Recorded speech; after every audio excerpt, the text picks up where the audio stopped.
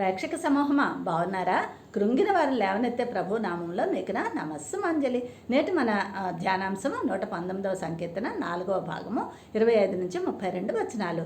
శీర్షిక దాలెత్ అనగా ద్వారము. దీని సింబల్ 4, దీని న్యూమరికల్ నెంబర్ కూడా 4. దాలెత్ అనే పదం ఒక వ్యక్తి అత్యంత దీనస్థితిలో నేల వరకు తగ్గించుకొని దేవుని సహాయం కోసం తలుపు తట్టే స్థితిని అద్భుతంగా చిత్రీకరిస్తుంది. ఆంగ్ల దాలెత్లోని డి అనగా depression, devotion, determination and dependence.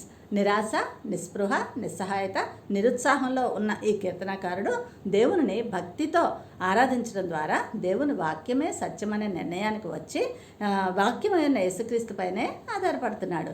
తన సంకుచితమైన హృదయాన్ని విశాలపరచమని ఈ భాగం నుండి పాఠాలు చూద్దాం. 1, దేవుని వాక్యమే ప్రాణం. 25, 26.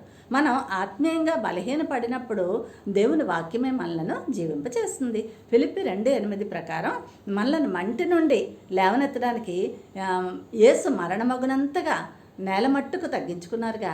ఇక రెండవది పునరుద్ధానము. 25 నుంచి 28. జీవవాక్యమై ఉన్న యేసయ్య మరణాన్ని జయించి తిరిగి లేవడం ద్వారానే నిత్య జీవం ఇచ్చారు గనక కృంగిన మనలను ఆయన మాత్రమే లేవనెత్తగలరు. మూడవది 29:30 సత్య మార్గము. యోహాను సువార్త 14:6లో నేనే మార్గమును అన్నారుగా యేసయ్య. మరి బృహదారణ్యక ఉపనిషత్తులో అసతోమ సద్గమయ, తమసోమ జ్యోతిర్గమయ, మృత్యోర్మ అమృతంగమయ అనే ఈ శ్లోకం అక్షరాల మార్గము, సత్యము, జీవమై ఉన్న యేసుకు సరిగ్గా సరిపోతుంది. మరి పాపిని పవిత్రంగా చేసి తండ్రి వద్దకు చేర్చే మార్గం ఆ యేసేసమండి. ఇక 4వది ద్వారం. యోహాను సువార్త 10:9లో దేవుని రాజ్యంలోనికి ప్రవేశించే దాలెత్ అనగా ద్వారము యేసేసమా. ఇక 5వది హృదయమును విశాలపరచుట.